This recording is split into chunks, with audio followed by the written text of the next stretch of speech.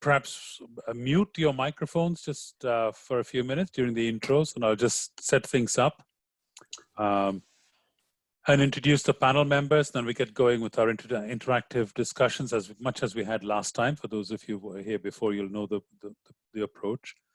So just by way of recap, as much as anything else, we set up this idea of 100 days, 1,000 days as a kind of a mindset headline, because things suddenly changed for us so rapidly. In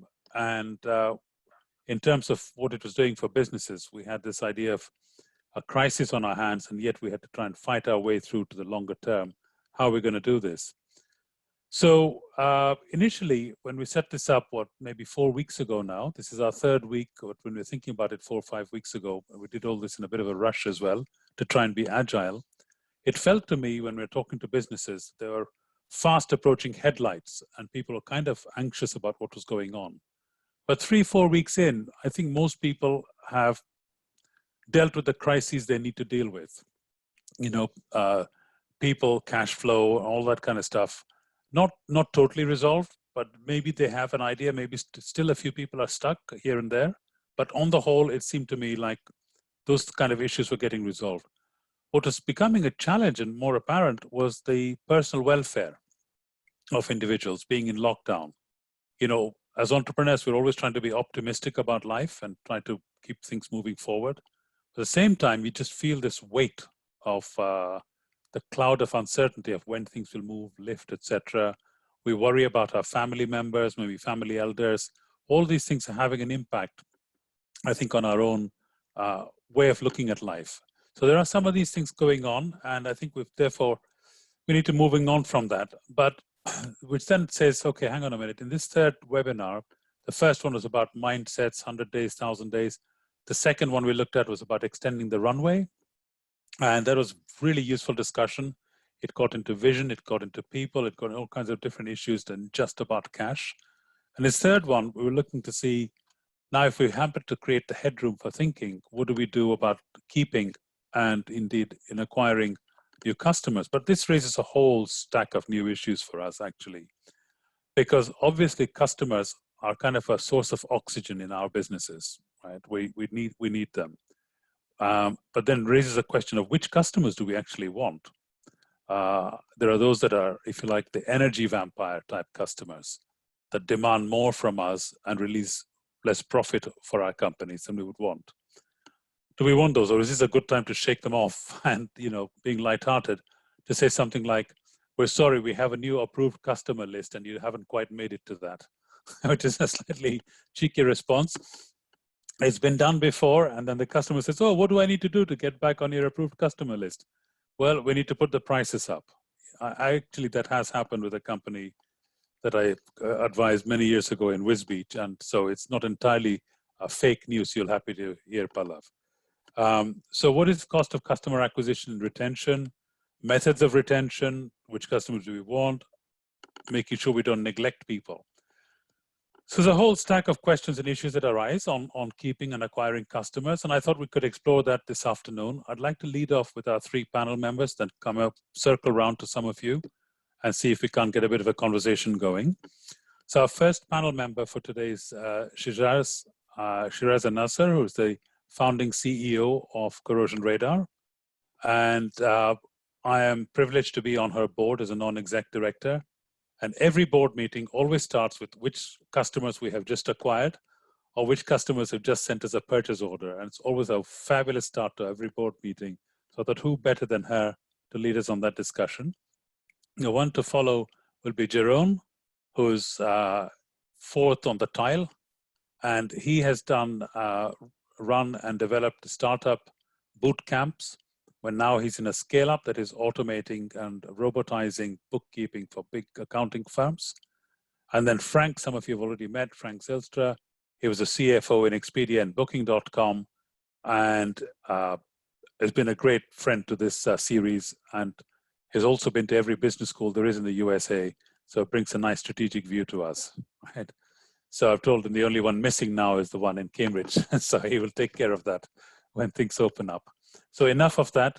So Chiraz, would you like to just start with unmuting, and then giving us your take on this topic.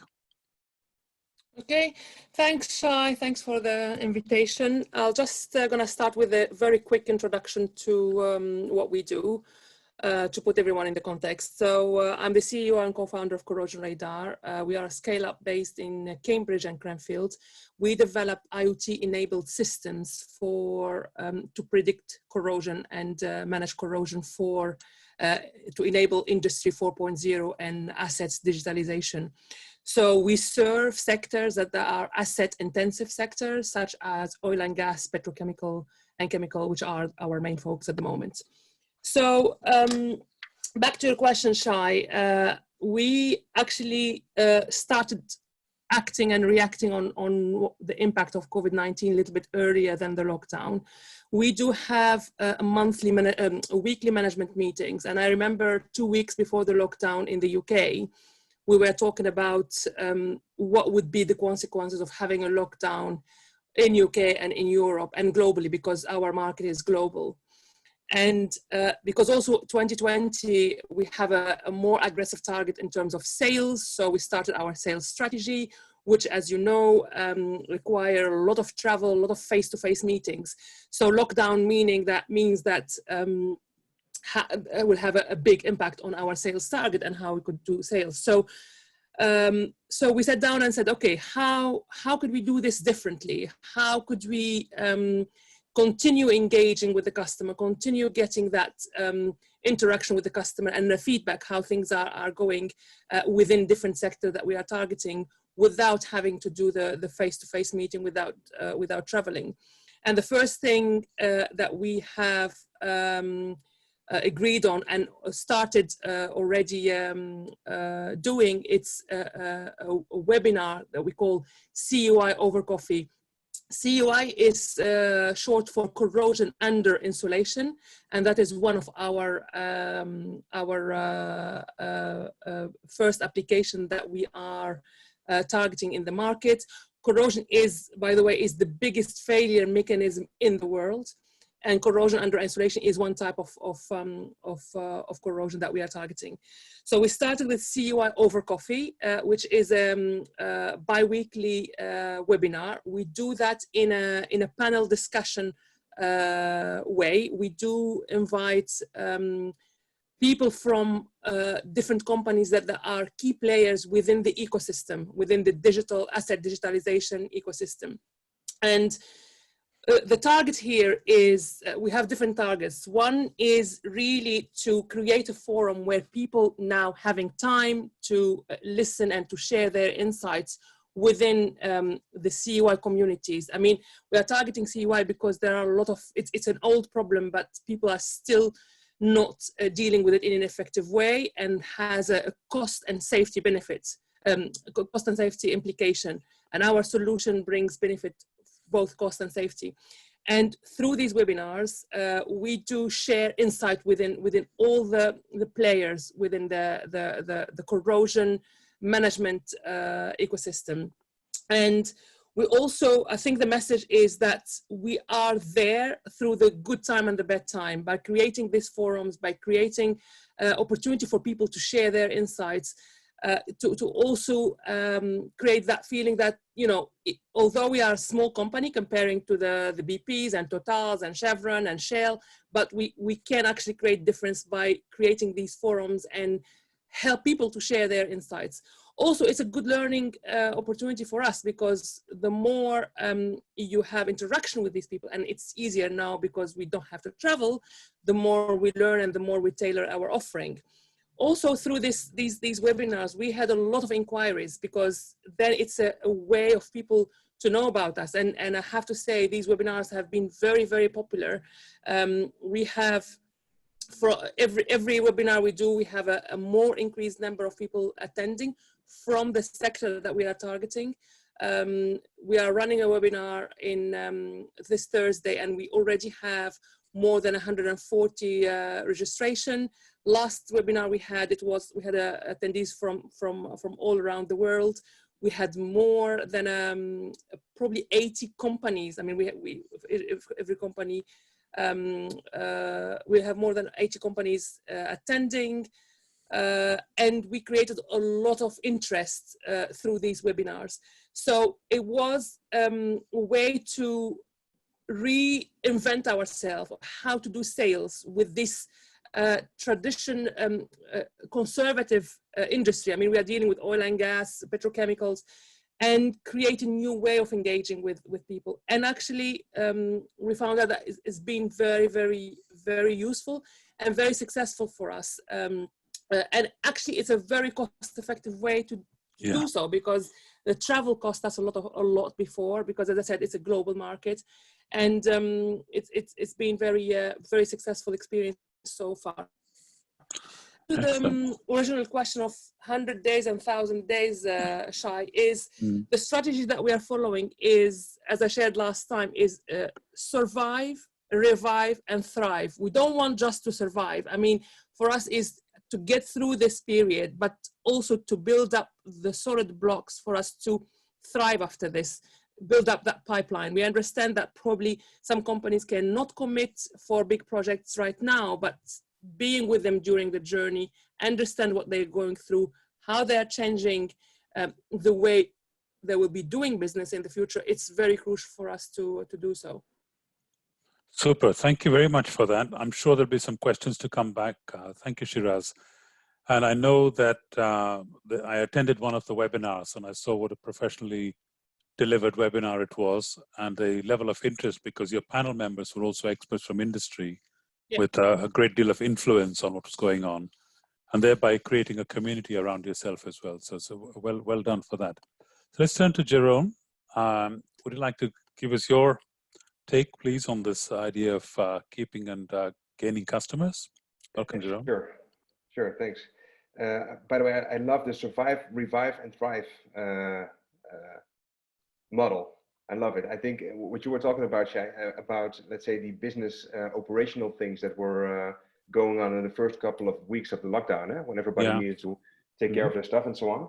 I guess that's the surviving part. And I also strongly have the feeling that many businesses are at least managing that, and at least the big crisis is over in the heads of people. And now it's about reviving, right? And I think one of the things, and that's also something that we are doing, these online sessions, whether they're webinars or demonstrations or whatever, that is something that is not going away anymore, I think.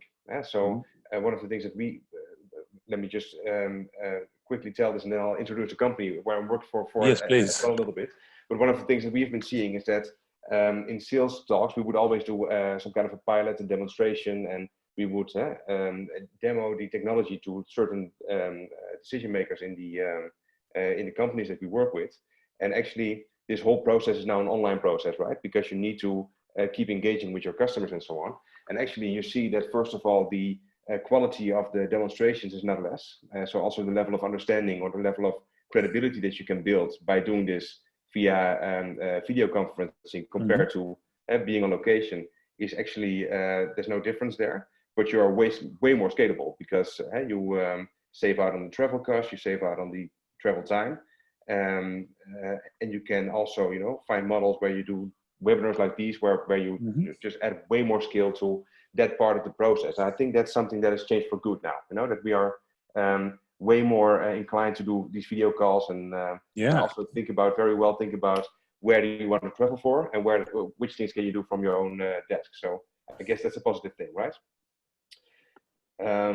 Maybe from my side, so I'm currently working at Lianti, which is a software company that's doing automation of the bookkeeping process for big accountants. So what we see is that these big accountancy firms, they're still doing bookkeeping for their clients, and the mere activity of bookkeeping is not so value adding anymore as it was a couple of years ago, simply because there's so much technology out there, and it's quite of a dull and repetitive process.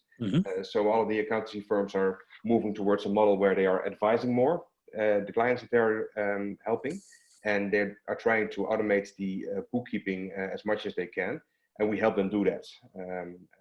And we are now at the point where we are basically looking at the international growth from the Netherlands and Belgium towards other countries in Europe, and that's also what my role is in Lianti. So I'm heading the commercial side of things. So what is, and probably many of you recognize this. So Lianti is a software company, software as a service. So we have recurring business every month. People are paying a license fee, and luckily that is not something that is all gone in 1 month. So there's quite some recurring revenue every month, and our challenge is not so much staying alive, but more how do we push on, and how do we ensure that there's some kind of a that our growth ambitions for this year is to some extent, at least, we have some kind of a focus on that. And what we have been doing is very much working with the get, keep, growth model in sales. In case you guys are familiar with, some similar model, it's very simple. You have 3 different activities if you're doing sales or business development. You have the get activity, which is basically how do I get new customers, right? You have keep, which is how do I retain my current customers? How do I prevent them from walking away? How do I, keep them on board? And you have growth, which is basically the question: how do I grow together with my current clients? So how can I maybe sell more, sell different things, and so on and so on. And this is something that I came across at Startup Bootcamp quite often. Most startups and young companies, whenever they start out, sales is one of the big driving forces behind the growth, but also the energy and the whole existence of a company. Sales is a very crucial part, and usually that is about the get side of things. Getting new clients. Most startups are pretty good at getting new clients. Otherwise, they wouldn't be progressing. It's pretty surprising to me, also at Lianti, but also at quite some other companies that I saw throughout the last couple of years, is that the keep and the growth activity is usually a little bit less well formulated, and there's less focus on those activities than there is on the get thing, right? Very simple example. So we were looking at, okay, where are the opportunities for our growth in the next couple of months? And we saw that we have been developing new products and new technologies for the last couple of years continuously, basically. And we still have quite some revenue coming out of old products that we sold to old customers that are still with us, And in these times, I guess, having new clients commit to you is hard. We are living risky times, and committing to a new vendor or something like that is something that is probably a little bit harder than last year around this time. But if you have happy customers in your network, they would be way more willing to grow with you, probably, if they're happy, and especially if you have something more to offer. So this was kind of a blind spot with us in the organization. I don't know. Maybe some other people, experience the same kind of blind spot, or at least can have a look at what the potential is in the current client network as well. So what's the Jeroen, on that? Just before we go to Frank, can you give us an example of something specific you might have done to keep a customer that was on the verge of becoming a lost customer, or something else? I know I've thrown that ball at you, but maybe. Yeah. Well, so this was very much about the growth. So how can we make sure that our clients are going to buy more with us? On the keep side, actually, this is I'm very open to ideas and strategies there. So when I came at Lianti, I saw that the keep strategy for customers basically don't piss them off, right? that's kind of the thing. So what we're trying to do now, also with these online demos and with product roadmaps, and with let's say taking on a little bit more of a broader thought leadership role, also with the webinars, and also with providing them with useful content that we should provide them with, our clients, to keep in touch a little bit more than only just the service desk and the monthly invoices we send and so on. So there's quite some terrain to be covered there, I guess. What's your, let's turn to Frank, and then I have another question for you, but let's turn to Frank for a moment and then come back, and then hopefully get some of the others to ask some questions and join in. Frank. Yeah, the time to accept a new norm or normal has come. I don't think the issues are away. And we're fortunate now to actually talk to people that are within companies that can talk about scale and platform, but there's still a lot of companies out there that have zero business at the moment. So Just putting that aside, what we've been talking about now is amazing cost-saving ideas. So I'm just looking at it as a financial now. It's like, hey, I would have been asking the financial department to come up with like, hey, how can we cut in travel? There's no need to actually have that stupid conversation to cut travel. There's no way we can travel. So it's like there's a way more positive approach now to, it's like, hey, how do we cut down on these costs? How do we come up with new innovative ideas that brings us even closer to the customer and is potentially more effective and is potentially even more efficient with time and the money we actually have available. And that brings us back to your main topic, Shai, is that like, hey, how can we extend the runway? It's like, hey, if new customers are going to take longer to make decisions, if we need to make sure that we make them feel comfortable with what's our image, or also during these difficult times, then it's important that we have a long runway. And I think the new ideas are proving that like we can come up with new ideas for new customers, maintaining current customers by sharing ideas on events like this.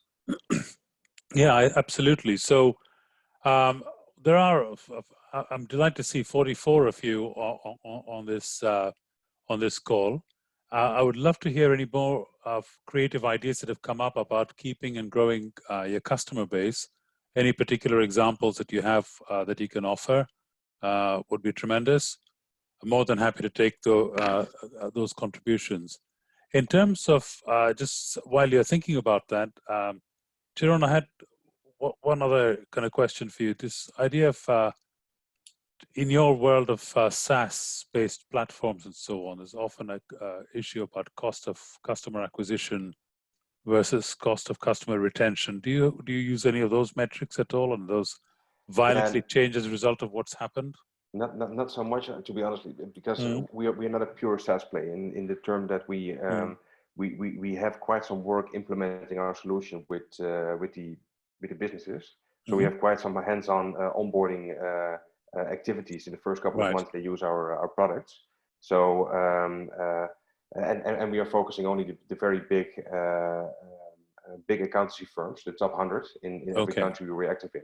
So those kind of marketing terms are not useful for us. No. Not useful. Now you talk about get, keep, and grow, and there are 3 of you on the panel. Just want to ask you about the irony of this, especially at this time. The team members in your companies that do the getting are often paid, 3-4 times the amount that are paid for the people who are task it is to keep the customers. Am I right? Yeah. So do you think, as a community of 43 of you now, once got bored and left, that we've got the balance right at this time in the way that the economy is moving? That the get guys are rewarded so much better than the keep guys? And I use the term guys in a generic, non-gender way. Please, if anyone wants to take a pop at me on that. So just a thought on that front. Tony, I see you chuckling away in the corner over there. Would you fancy taking a shot at that answer? And Pim, I'm going to come to you this time, another member of the Dutch community. I think the issue. I was thinking even more of more questions, if you like. Yeah. And especially when you've got the get, keep, grow side, the get bit, the customer acquisition piece is always the most expensive piece. Whether it's because you're paying salespeople more than marketing people or whatever. Fair enough. Yeah.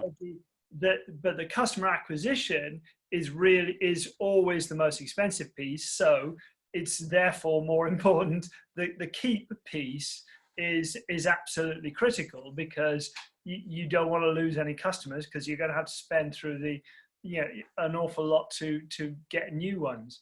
So I'm just thinking in this new normal that we're at, is how can we use, because the usual process of getting new customers is a very personal, face-to-face, individual approach. How can we do that through video conferencing or through video techniques?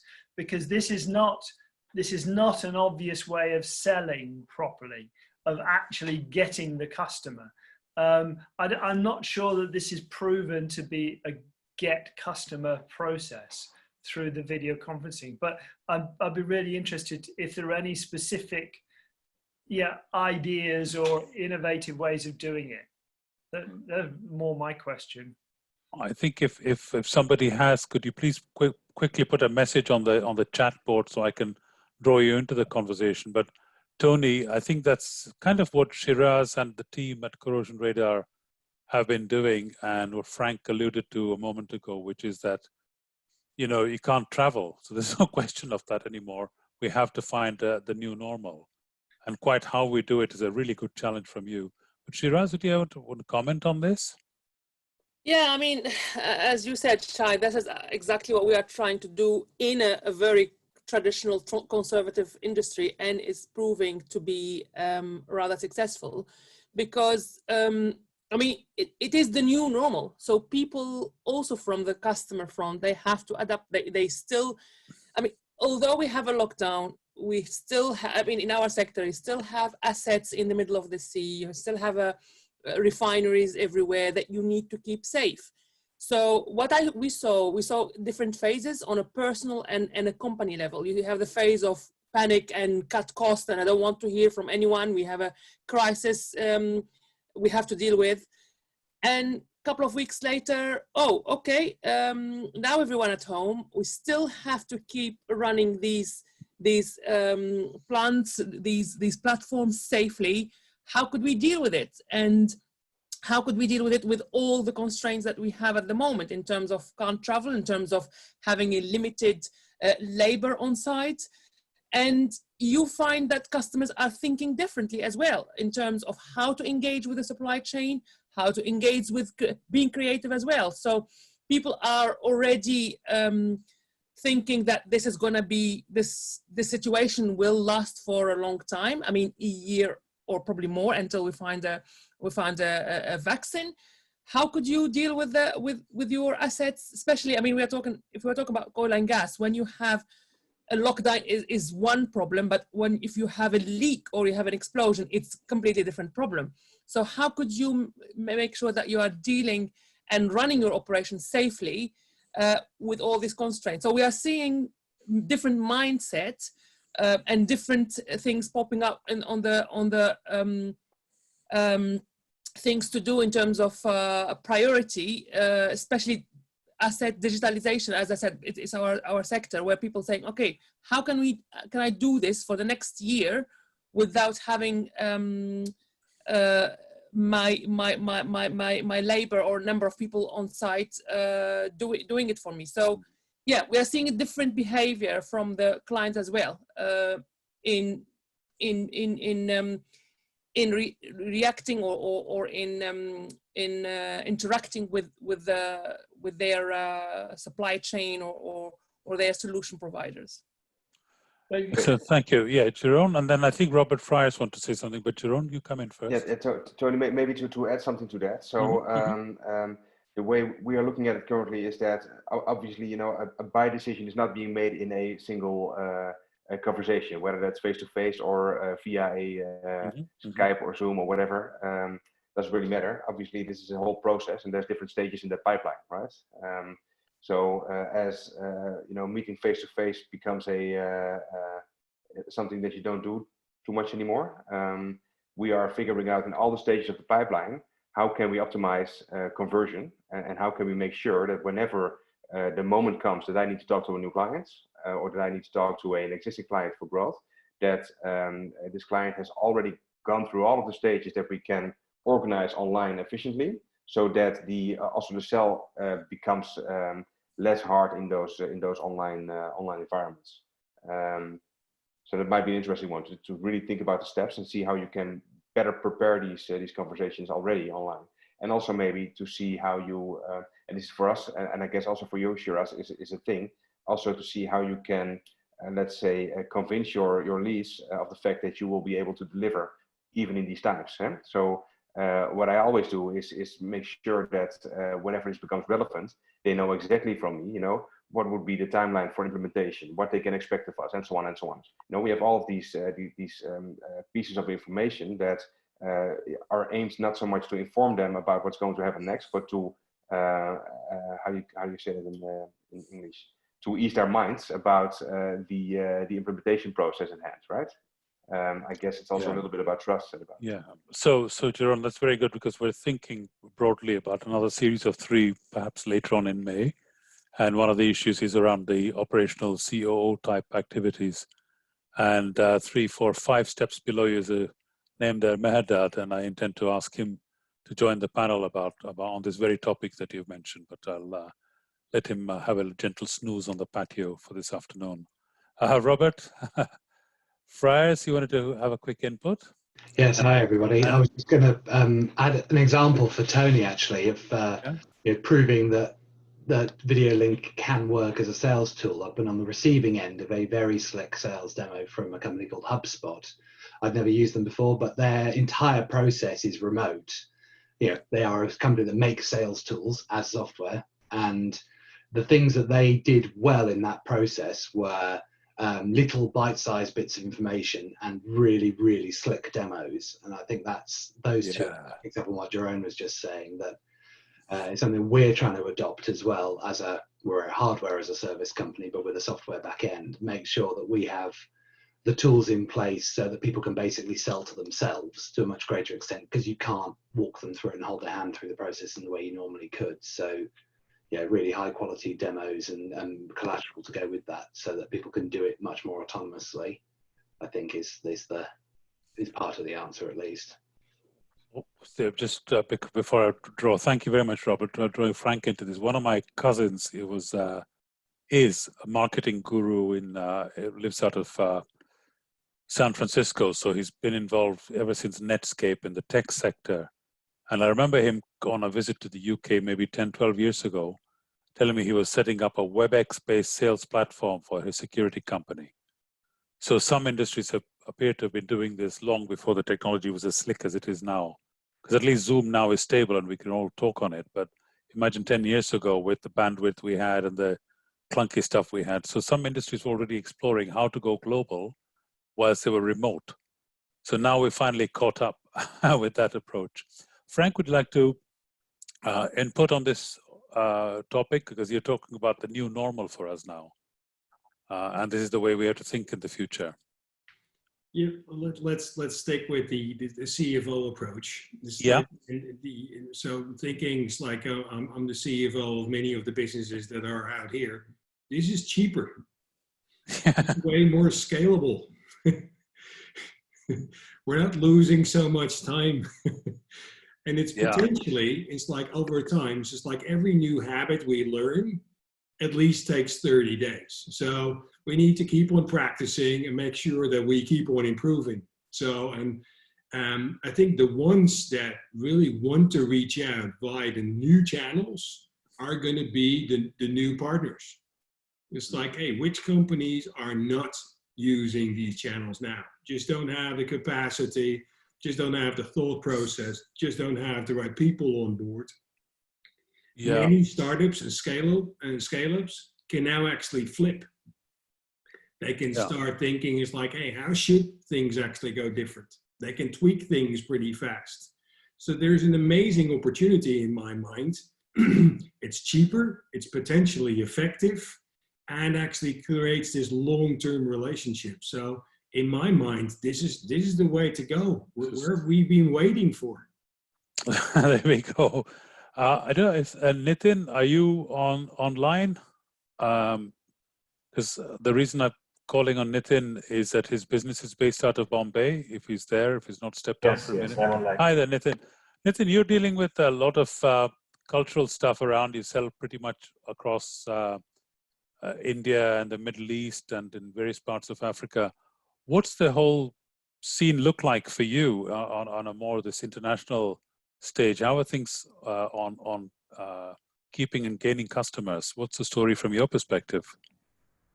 So, this part of the world, if you see the Middle East or you see Africa, they have not been that savvy right from the beginning on digital platforms or digital ways of selling or buying. Even getting an email to get answered is a challenge in parts of Indonesia or West Africa. So it's going to be a long haul for them to really get onto this bandwagon of understanding that people aren't going to come across and meet you and it's going to be all digital. It's all going to be visual. Yeah. So it's not going to be that simple for us. So what sort of impact is it having on you, your business, Nitin? Do you just to introduce your business a little bit so the others know why I've called on you? So we make a raw material, which is hardcore, high volume, low margin kind of bread and butter business out of India, which goes into a lot of applications. So that's what we primarily do. It's used in chemicals, pharmaceuticals, etc.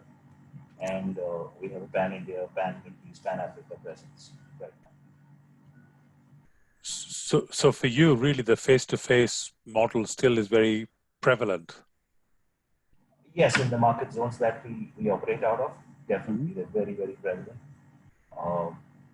We have to see how this goes forward, because in India also people, like you said, the 30-day model, 30 days people are realizing that it may be simpler to work from home and work on these platforms, and that looks promising to us because of lowering cost, travel time reducing, and I think it's going to take place in India too, for sure. Yeah, I think that maybe the tech savviness is going to come from the personal use of being connected with families first across the tech platforms, and then that gets imported into business and working life. Maybe, what do you think? Yes, I think so. I think right now I see a lot of people pretty happy to be with their families, to be around, when they need it, and that they can work from home at the same time. It's a new space to be in our brick and mortar kind of business. Right. Thanks, Nitin. Pim, just can you tell us what it's like for the Silverstone Technology Cluster? Now you've been doing a series of webinars. What's the take from these advanced engineering companies you're dealing with? Any lessons we can learn from them? Yeah, there's, for those that don't know, so the Silverstone Technology Cluster is a cluster support organization for all the companies surrounding Silverstone. So we primarily focus on advanced engineering businesses. Obviously these are really challenging times, and normally what we as an organization do, we organize an awful lot of events, real life events for networking and all that sort of stuff. And obviously that's pretty tricky right now. So we have actually switched a lot of our content online in terms of doing a lot of webinars and things. And in terms of the getting and keeping customers, we kind of found that we're by switching as quickly as we have and what we're doing, we're actually sort of showcasing the value of our offering to a lot of our members, and we do actually see that we get a number of referrals as well. And the sort of the power of showcasing how you can be helpful and that you're really switched on to the situation and that you can be of service to, in our case, our members, but realistically our clients, is actually pretty powerful. In terms of how the company's responding, from a membership as a whole, it's kind of interesting that I've kind of come across sort of three different types of companies, and we're all talking about advanced engineering companies here. So there's companies out there that realistically are pretty terrified because they've just seen their business dry up completely, and so they're really in survival mode. Let's just get through this period, conserve cash, sort of really retract, and do what they can to survive. There's others that are kind of relaxed about it because they kind of go like, yeah, all our businesses disappeared, but we're pretty sure it's going to come back. So let's revise our internal systems. Let's make sure that we clean our house up and get out of this stronger than we were before. And obviously what we've done as well is we've been coordinating quite a few projects to get some of our guys to produce PPE for local NHS trust and all that sort of stuff. And so there's a number of them that have kind of just gone like, okay, great. Well, we used to make, 3D printed car parts, and now we'll make face shields and, medical masks and all that sort of stuff. And so they just flip their business model around, start producing a new product and push it out into the marketplace. So it's quite interesting to see the three different levels of companies and how they respond to that. Well, I think it's interesting to see how things are going across different sectors. And Csaba, you have a question for Chiraz, I believe. Yes, I do. Thank you very much. Hello, Chiraz. Thank you for your introduction. It was very interesting to hear your passionate ideas about how to deal with the crisis. One question from my side. You mentioned that you are trying to build an open or an online community based on gathering future prospective buyers or those who are interested in detecting the corrosion. Question, do you using primary LinkedIn to finding the right candidates, or have you found a more adequate channel to finding the right guys to talk? Thank you. Yeah. Thanks for the question. Yes, actually, after each webinar, we do really some analysis to understand where are we getting the interest from, either from, so we use 3 channels: LinkedIn, our email. I mean, we have been in the business for a couple of years, so we have a good email list with for the right people, and Twitter. So what we are finding actually that our LinkedIn community is growing because we have, so the information about the CUI over coffee and Corrosion Radar, which is the company behind it, is growing as people sharing. So we are seeing the interest or the registration through LinkedIn is growing after each webinar. Also our email list, which is taking care of the existing customer. So that is a validation that our existing customers or existing links or existing collaborator are interested and are still with us through this journey and through this webinar. So to answer your questions, two channels. We are using strongly our email list through our existing contacts and network, and LinkedIn is proving to be very, very good for creating new links and spreading the word. And also the new generation of engineers, which will be our future clients, are using a lot of LinkedIn. So for us also it's very important to tap into this a new network of new emerging managers and engineers. That's a very interesting topic. Thank you for that question, Csaba. It's a great question.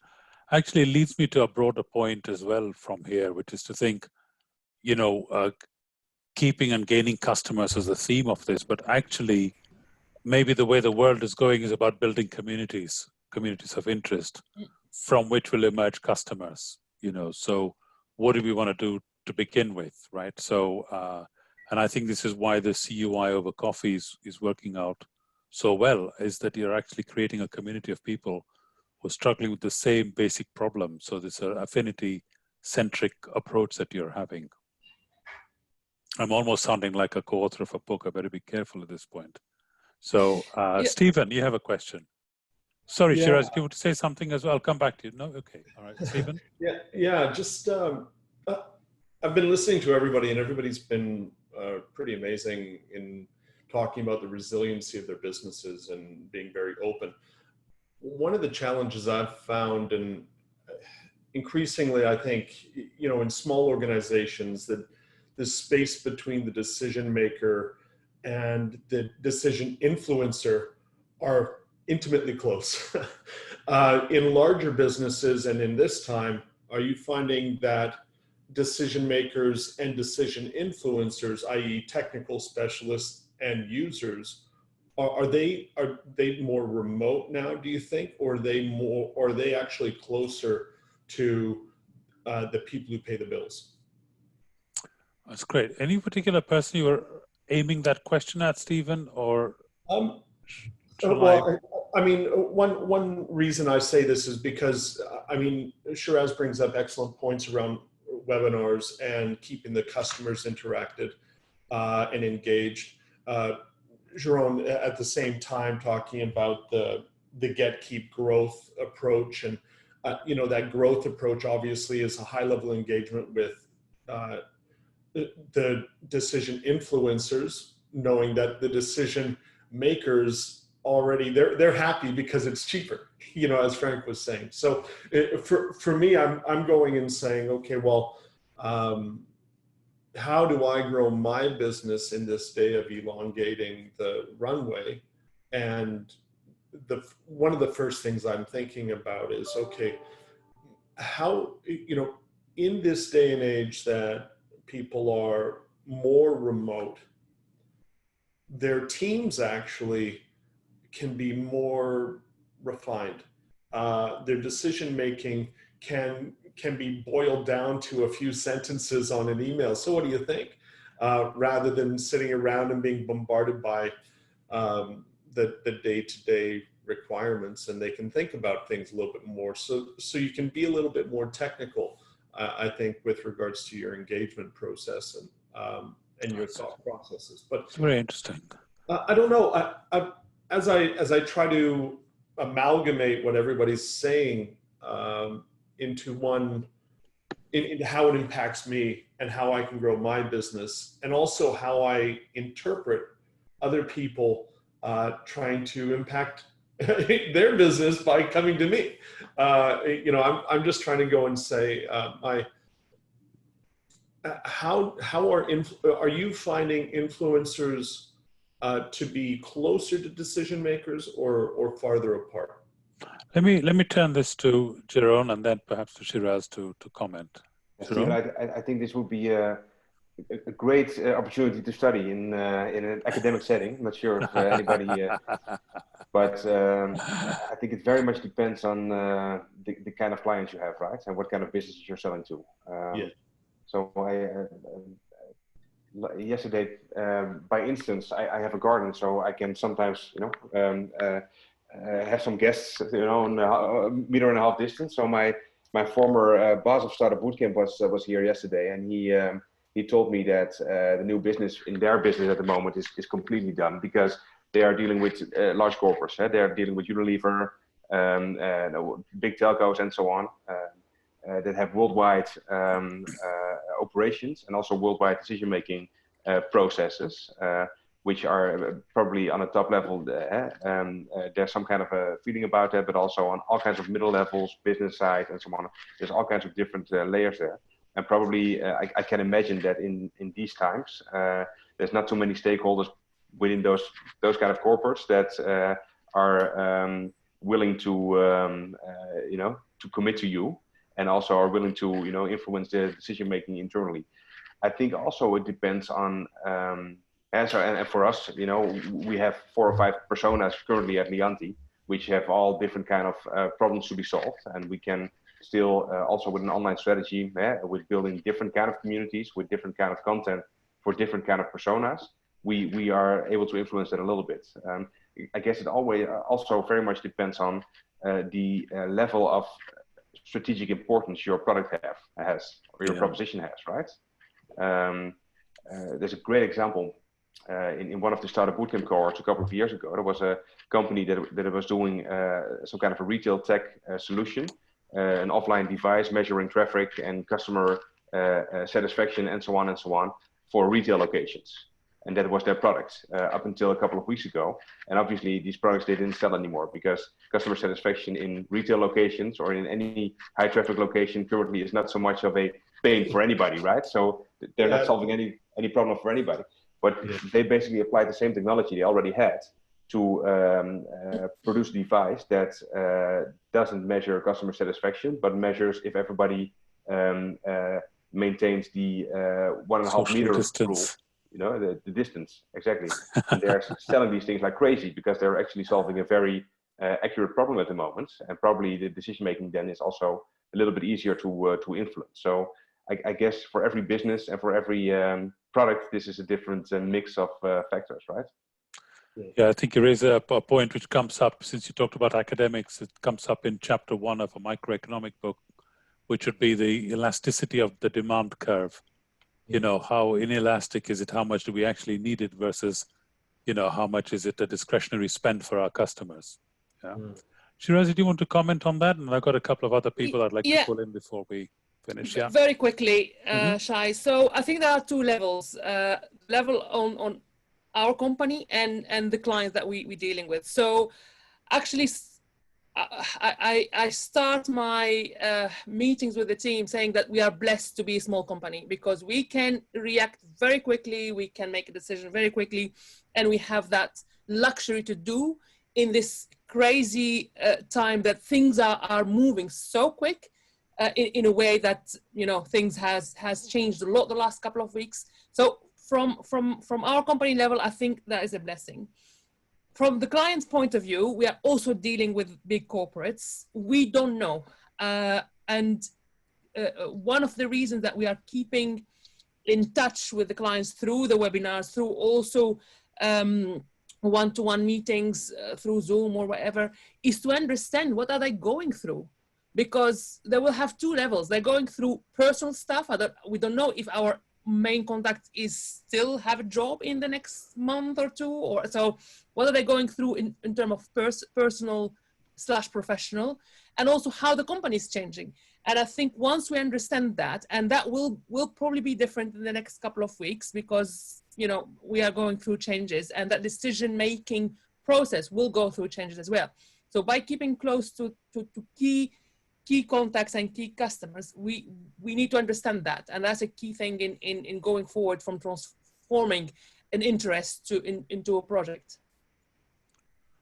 It's really a really interesting conversation going on here, actually, around these different themes. We've got a few minutes left. Has anyone got any questions you'd like to ask? Or yeah, Eric, yeah, anyone that you want to ask a question to, or is it a general question? Yeah, hello please. To everyone. Can you hear me? Yeah, they were good. My name is Eric. I'm a CEO of additive chemical company and works also in aerospace. My question is, what do you think about the global negotiation scenarios? If in some cases technicians they don't have any problem making Zoom meetings, transfer some kind of information, explaining details remotely in the case of corrosion, right? Maybe you have the equipment deployed in the field, but maybe lawyers, CPOs, and the boards of directors, they required a face-to-face meeting to, like, mandatory to recreate the negotiations or develop trust or plan other kind of task. How do you see this could be in this new global scenario taken forward? So your question, Eric, is about the requirement for personal face-to-face meeting mandated by regulators or lawyers or whatever. For is that what you're saying? Yeah, well, maybe it's I can put it shorter. Yes, in some cases, technicians and some kind of members of the team those tasks can be remotely done with any problem. But lawyers, technical, financial chief officers, board of directors, some specific meetings requires to be face-to-face. This is my first question. What do you think about it? How do you think that this will be in the future? Well, that's interesting. If it will be like that. I'll ask each of the panel members to comment on this. Frank, you were talking about the new normal. So maybe you could have your perspective as a CFO of a organization. Sure. Yeah, it's like there's before we could have all kind of excuses on like why we couldn't make a decision. We needed to meet each other face to face. I had a global role at Expedia, and I couldn't be everywhere at the same time. So it's like 5 years ago, I was already working with Zoom, and this was my life. It's like it was my new normal. You get used to the limitations you have in any part of your life. So I guess it's like the lawyers, the executives, everybody needs to deal with this situation. I had a discussion with a group of entrepreneurs in the Netherlands earlier today, and the conversation was very much about the example of like working at home. In the Netherlands, this was a long discussion. Are we going to allow people to work from home? There's no discussion at the moment. the discussion is just gone. It's like every argument that you had is just gone. It's not relevant anymore. And I think it's very much for others like this as well. It's like, hey, if we want to continue, if we want to survive all, if we want to have an amazing economy once again, we'll need to work on it. And everybody needs to work on it. And I've worked with technicians in the past, and they told me how hard it was to work on a distance. So people working in India, delivering something to the US or somewhere else around the globe. I think for everybody it's a challenge, not to be able to tap somebody on the shoulder or to have a wink during a conversation, but you'll learn to deal with it with the type of tools we have available now. So yeah. if you will get to the point where people are going to push back to you, ask them. It's like, so how are you going to fix it? It's like, hey, you're going to That's a good answer. Work? Are you going to stop? That's a very good answer, Frank. I think the only additional issues for Eric that are beginning to arise is that some companies do not use Zoom because it's a bit leaky as a platform. They prefer Microsoft Teams or they prefer other systems. So I guess if you're dealing with particularly confidential, sensitive matters, then everybody has to feel reassured that the channel that's being used is sufficiently robust for that kind of sensitive conversation to happen between companies. But these things have been online anyway. Yeah. I've worked on fraud teams in large organizations as well. Mm. If we have the illusion still that systems can't be broken and we need to forget it, everything we do is being tracked, and everything can be broken what's online. So if you type it, somebody else can see it. If we communicate it online, that's something somebody can follow. So, but you can learn to deal with these limitations. You can set up Skype calls. You can have like many separate conversations to make sure that you split information. So I really like the room sort of split the whole process and said like, hey, for every part of the sales process, we thought about how can we change that process? How can we make it more effective? So break things down in smaller pieces and then see like how you can start applying new technology which is available. I think that's very, very interesting. Frank, could I ask our panel members to any wrap-up comments you'd like to make? Yeah, please, Chiraz. Yes. So just to add on what Frank said, I have to confess, for me, the impact of coronavirus on pushing forward remote working for me is like a dream come true. I mean, being a mom, have 2 children, when they were little, it's struggled to convince people that actually you can do minimum travel with a maximum impact. And in my previous job, I closed one of the biggest projects with the minimum travel. You don't have to travel to close big projects or to do big deals. I mean, there's a minimum level of travel, but you don't have to be all around the world, and you can do it in an optimized way. And I think what we are going through the last couple of weeks is proving that we can do business without traveling, we can close deals without traveling, and we can work from home. I mean, I had a discussion with my co-founders team this week saying it will be a pity to go back to how it was before. I think we need to create, and being also a small company, we can take decision quickly and we can adapt. It will be a pity to just go business as usual in terms of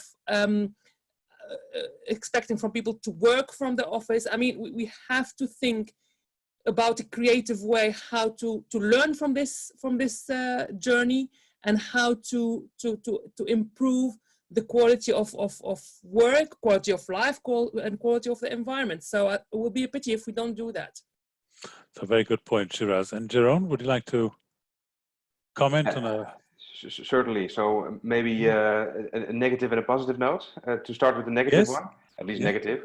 I must say, I must honestly confess, I'm really struggling selling in a new way, you know, in the way that I'm not used to doing this primarily through calls. And it just takes some time. And You're some not effort. alone. Yeah. No. It takes time and effort to figure that out. I must say, on the positive side, and that's also becoming really clear to me in the last couple of weeks. for example, the example of these retail tech guys that are completely pivoting their proposition towards a problem that needs to be solved right now. You know, in the next couple of months, we're going to see in every market, we're going to see opportunities arise. Changing customer needs, different problems to be solved. Also, maybe some room because not all the companies will survive and so on. Unfortunately, so it's going to be very exciting to figure out how we can, with our businesses, jump on those holes and make sure that we arise out of this and you know, capture the market. Absolutely. Well, thank you very much. I'm conscious that we've overrun just by a couple of minutes and we want to remain disciplined. All I would like to do is ask all of you, if you could, please put your pictures on so I can take a photograph of this amazing turnout, if I can get my phone on. And there are 2 pages of this, and I would love to do that. And I will do that while I make a couple of closing remarks as well. So RK and Linda, there we go. Look at that. Well, we'll take a picture here, and then I will do the other page. And all that's to say is, please, I'll take another picture. Hang on, I'll be back. If everyone has the pictures on. Press Control and Print Screen, and then the computer will do it for you. Control and Print Screen. This is too advanced technology, Pim, for me. Hang on a minute. Control and Print Screen. Okay, well, why don't I do that then? Control. Well, there's my Print Screen button. Let me just do this the old-fashioned way. Sure. Guys, sorry, don't always. So if you could follow the Triple Chasm Company on LinkedIn, we have on that, we will be posting the odd blog. And we have a link in the chat line if you'd like to take a quick peep at that. And I will do my best to listen to the recording and see if I can't sum up. It's been a really fascinating conversation, actually. The 2 things that Len, who's quietly in the background, thank you very much, Len, for all you've been doing. He and I are going to think about, if we were to run another series of 3, what they should be. So maybe you could just drop us an email or a message via LinkedIn to say what topics might be of interest to you, and we'll see if we can respond to that at some point in the next series. It was very good to have had you all here. Stay safe, stay well, and thank you for participating today. Good luck with everything. Thank you. All the best. Bye. Cheers, guys. And thank you very much.